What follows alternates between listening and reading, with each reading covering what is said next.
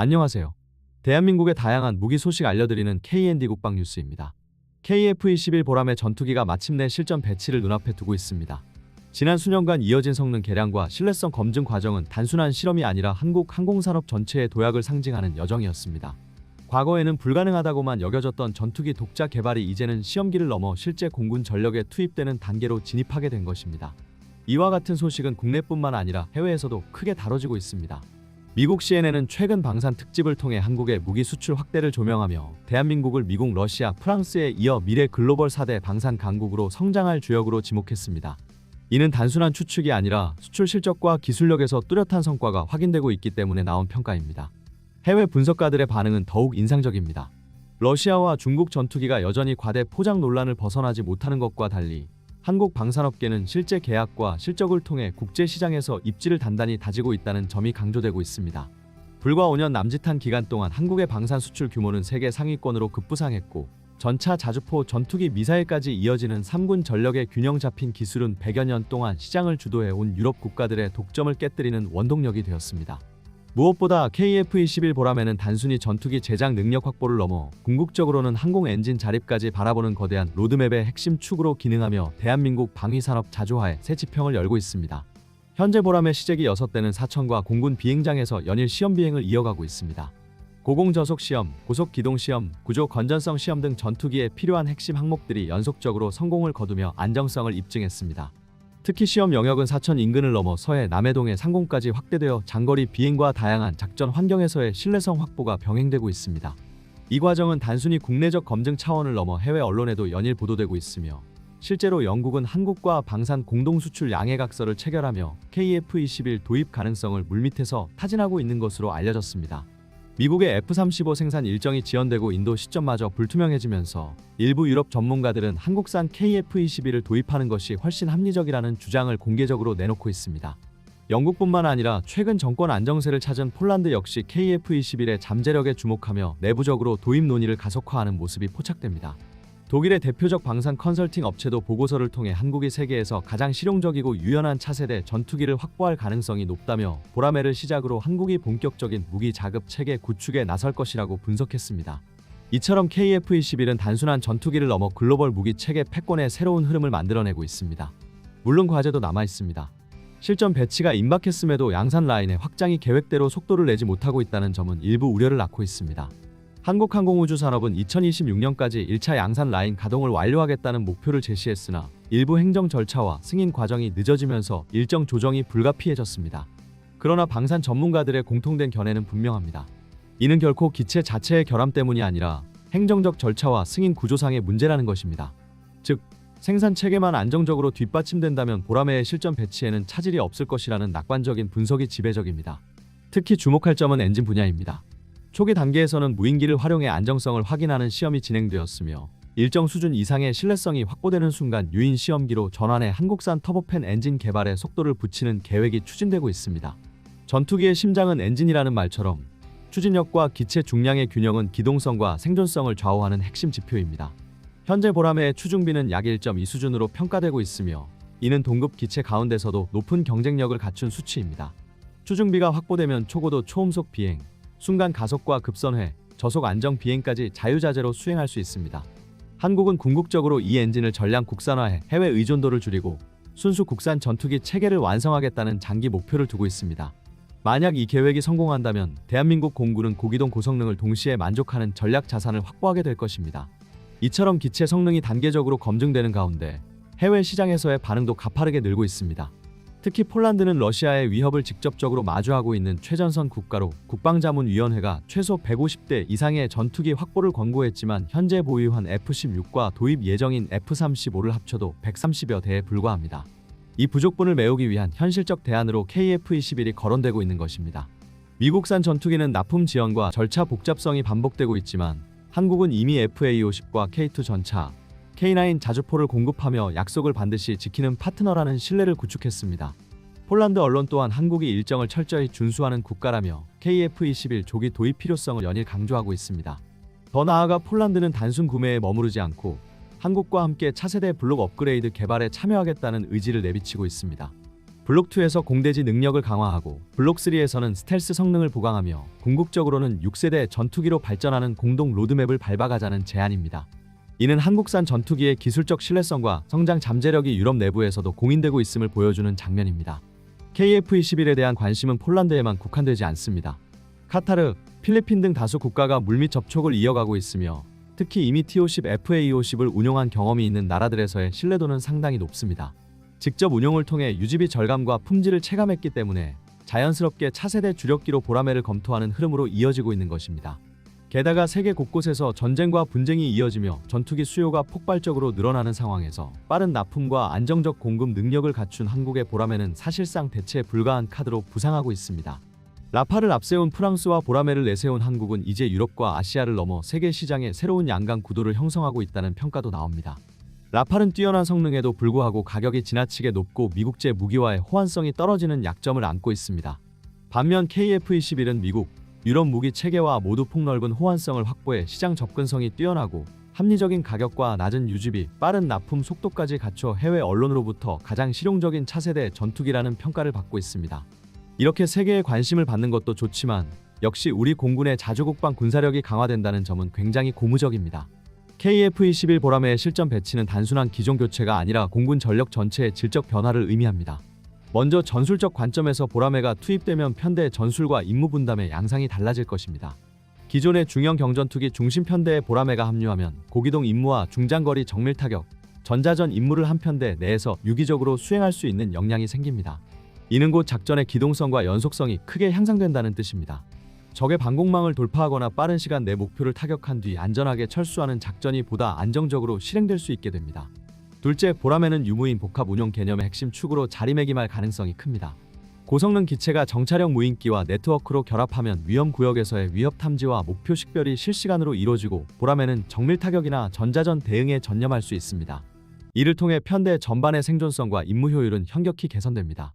또한 보라매의 개방형 아키텍처는 외부 센서와 무장, 무인체계 연동을 용이하게 하여 향후 키랩 전술에 자연스럽게 통합될 수 있습니다. 셋째, 정비 지원 체계 측면에서도 패러다임 전환이 필요합니다. 보라매의 고성능 체계를 안정적으로 운용하려면 정비 주기와 예비 부품 공급망, 전자전 소프트웨어, 유지보수 역량이 함께 따라와야 합니다. 이는 단순히 추가 예산의 문제가 아니라 작전 지속성 향상을 위한 인프라 투자로 이어져야 합니다.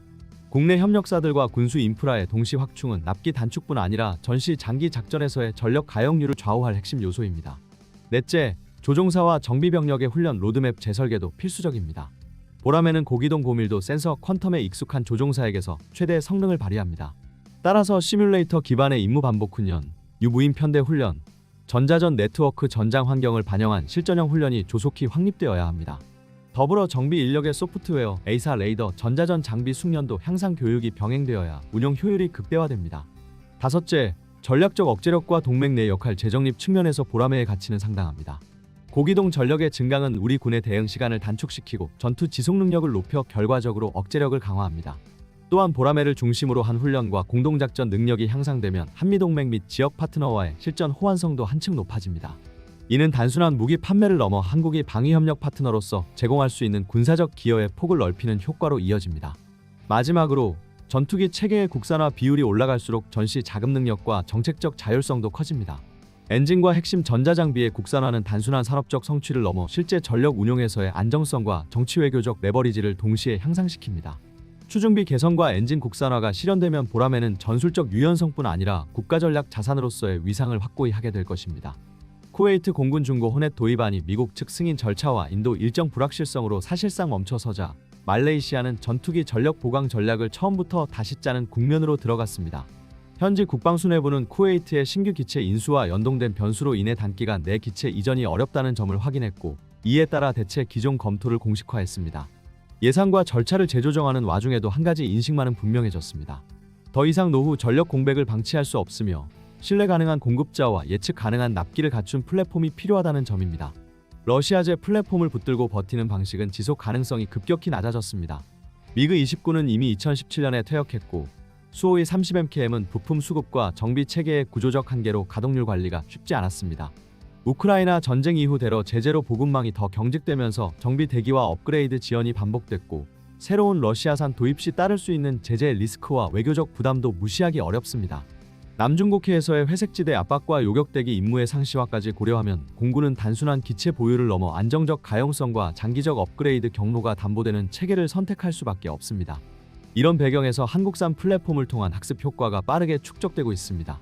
말레이시아는 2023년 FA-50M 18대를 계약하며 첫 발을 뗐고 2024년 말에는 총리 주도로 인도 시점에 조기화를 요청했습니다. 2025년 들어 공군 대표단이 사천 생산 현장을 직접 점검하며 진척 상황을 확인했고 동시에 조종사와 정비요원의 한국 현지 교육 일정이 구체화됐습니다. 초기 인도 목표는 2026년으로 잡혀 있으며 생산과 시험 절차는 계약 대비 일정 이상으로 진행된다는 평가가 나오고 있습니다. 훈련 인프라, 시뮬레이터, 정비 데이터베이스가 실제 운용과 맞물리면서 한국산 체계의 가동률과 정비 용이성, 교육 체계의 효율성이 현장에서 체감되고 있다는 점이 중요합니다. 이 경험은 자연스럽게 고등 단계 플랫폼으로의 확장 가능성을 열어주고 있습니다. 그 연장선에서 KF-21 보라매가 본격적인 검토 대상에 올랐습니다. KF-21은 2024년 중반 초도 양산 20대 계약을 체결한 데 이어 2025년 중반 추가 20대가 더해지며 2028년까지 40대를 단계적으로 전력화하는 일정이 가시화되었습니다. 2025년 5월에는 첫 양산기의 최종 조립이 개시됐고 2026년 하반기 초도 인도 목표가 제시되어 있습니다.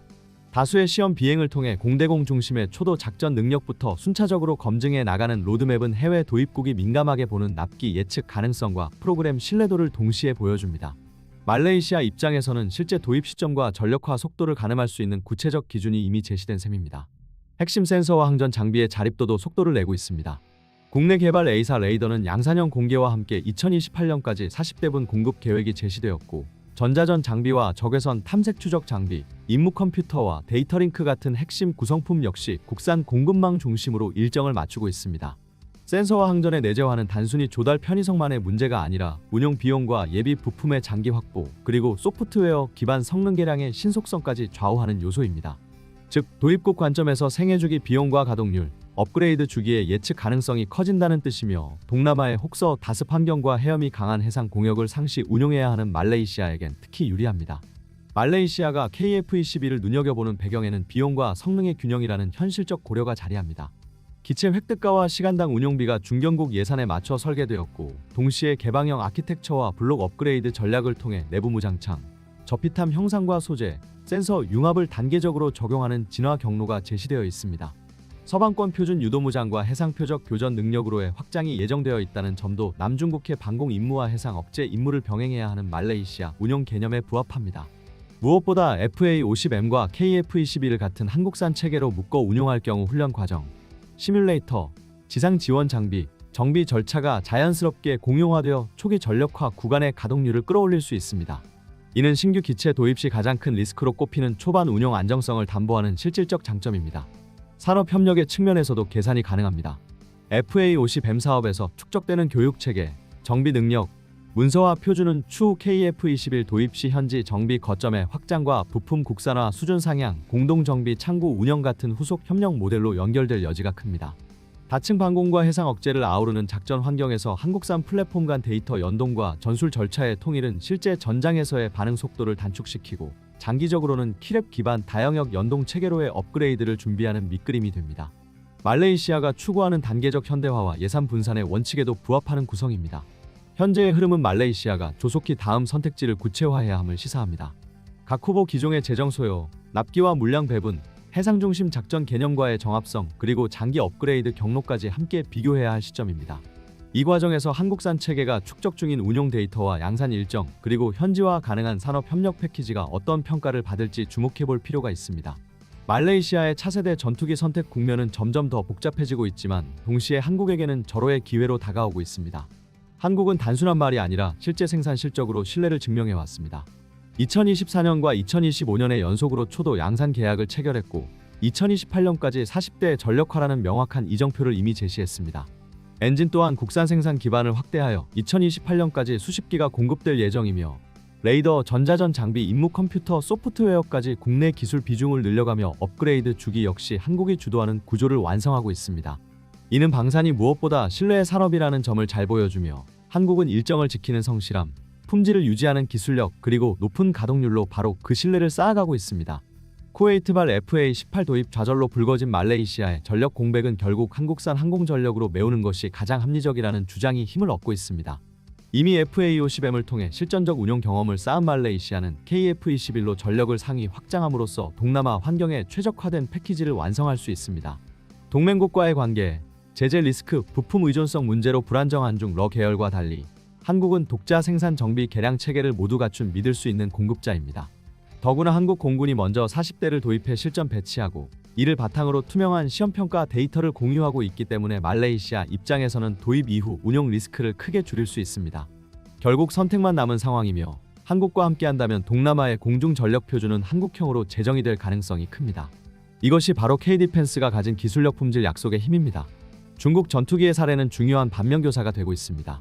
중국이 젠10C가 라팔을 격추했다는 선전을 이어가고 있지만 실제로는 해외 수출 실적이 전무하고 운용 중 사고 사례가 반복적으로 보고되고 있습니다. 심지어 공개되지 않은 사례까지 포함하면 기체 신뢰성 자체에 근본적 의문이 제기됩니다. 반대로 프랑스 라팔은 인도, 인도네시아, 카타르 등에서 꾸준히 수주를 성공시키며 입지를 넓혀왔습니다. 그러나 말레이시아 입장에서 라팔은 기체 단가와 장기 정비 비용이 너무 높아 쉽게 접근하기 어려운 기종입니다. 미국의 정치적 변수 또한 중요한 고려 요소로 떠오르고 있습니다. 말레이시아가 이론상 F-35를 희망할 수는 있겠지만 워싱턴이 동남아 국가의 최신 5세대 스텔스 전투기를 수출할 가능성은 극히 낮습니다. 실제로 필리핀조차 미국으로부터 F-16V 도입을 권유받고 있는 상황에서 F-35 판매 가능성은 사실상 제로에 가깝습니다. 러시아의 수호이-27 역시 신뢰성 부족과 서방 제재 문제로 현실적 대안이 되지 못합니다.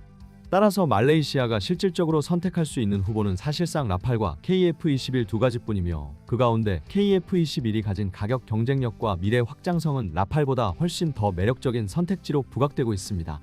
흥미로운 점은 쿠웨이트의 FA-18 판매가 무산된 시점과 한국 공군의 KF-21 수락 시험 일정이 절묘하게 겹친다는 사실입니다.